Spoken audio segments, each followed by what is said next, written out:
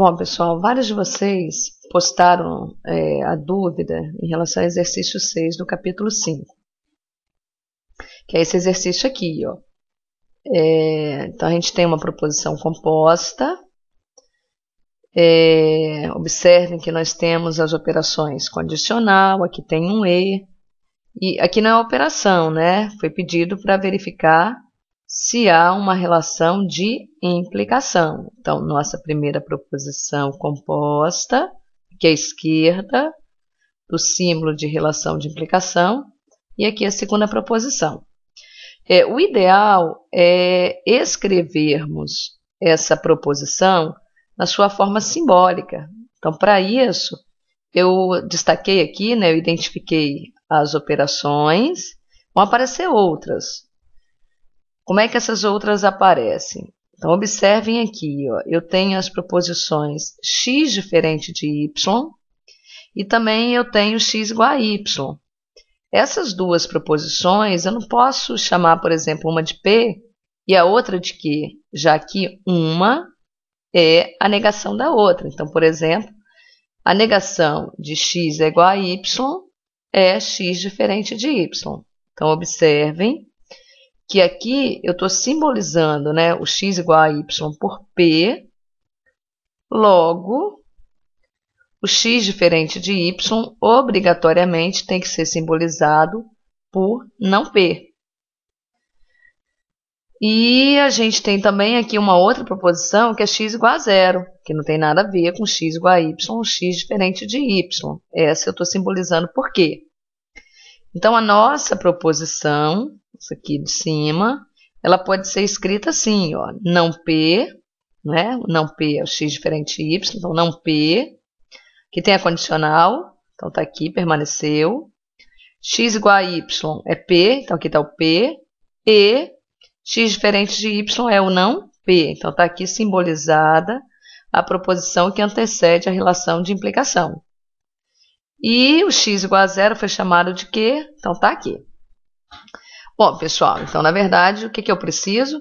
Verificar se existe uma relação de implicação entre essas duas proposições. Então, vamos lá. O que eu devo fazer? Bom, devo construir a tabela verdade? Não necessariamente. Então, aqui neste caso, o que eu posso fazer? Observem que, se vocês voltarem lá na apostila, a gente tem que o não P condicional P é equivalente a P, ou seja, eu posso trocar isso por isso. Então, dessa forma eu fiz. Então, esse parênteses aqui, no lugar dele, eu coloquei o P. Então, não P setinha P foi substituído por P. Então, ficou P, isso tudo virou P, então P e não P. Repetir isso daqui. Ora, o que nós sabemos? Que P e não P, com certeza, sempre vai dar falso. Concorda? Ah, não sei, não lembrei da regra de Clavius. O que eu posso fazer? Construir a tabela verdade para essa proposição. Então, está aqui, ó, a tabela verdade dessa proposição. Essa proposição composta só tem uma proposição simples. Então, está aqui a minha tabela verdade, só tem duas linhas. Bom, então está aqui. Primeira operação, negação, está ela realizada. Negação do falso verdadeiro, negação do verdadeiro falso. Depois a gente realizou o que está aqui no parênteses. Não P setinha P, então a condicional, está aqui, ó. Verdadeiro, setinha falso, dá falso. Falso, setinha verdadeiro, dá verdadeiro. Então, ficou parênteses pronto. Está aqui o nosso parênteses pronto. E a gente vai fazer a conexão do parênteses com o não P usando E. Então, essas duas colunas serão analisadas porque elas contêm os resultados dessas duas proposições. Nós vamos fazer a conjunção entre elas. Então, verdadeiro e falso dá falso. Falso e verdadeiro dá falso. Ou seja, essa proposição aqui, ela realmente é toda falsa. Ora, mas o que isso significa, já que eu queria saber se tinha uma relação de implicação entre as proposições dadas. Então, vamos lá. A primeira proposição, a que antecede aqui a relação de implicação, o que ela é? Ela sempre é falsa.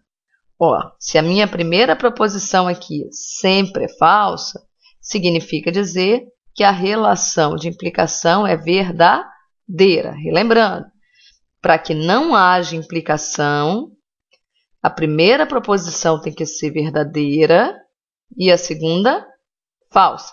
No nosso caso, como a primeira sempre é falsa, resultado, existe a relação de implicação. Ah, mas eu não queria fazer dessa maneira. Então, nós temos uma alternativa que é um pouco mais longa, que é essa aqui de baixo, ó, que é essa alternativa aqui. Então, o que eu construí? Uma tabela verdade um pouco maior, com 4 linhas, porque eu tenho as proposições P e Q. P aparece só na primeira, mas eu tenho Q na segunda proposição, né? Então, eu tenho que ter uma tabela que contemple tudo. Daí, a gente colocou os valores, todos os valores que P e Q podem assumir. Então, observe falso, falso, falso, verdadeiro, verdadeiro, falso, verdadeiro, verdadeiro. E fez a tabela verdade para essa proposição aqui. Observe que a nossa tabela verdade sempre deu o quê? Falso. Ora, como é que eu precisava, o que eu precisava para identificar se havia relação de implicação? Ir lá e verificar, caso a primeira proposição fosse verdadeira, então necessariamente a segunda também teria que ser. No nosso caso, como a primeira proposição é falsa, sempre falsa, então, de novo, eu posso afirmar com certeza que a relação de implicação existe. Então, exercício 6 está resolvido.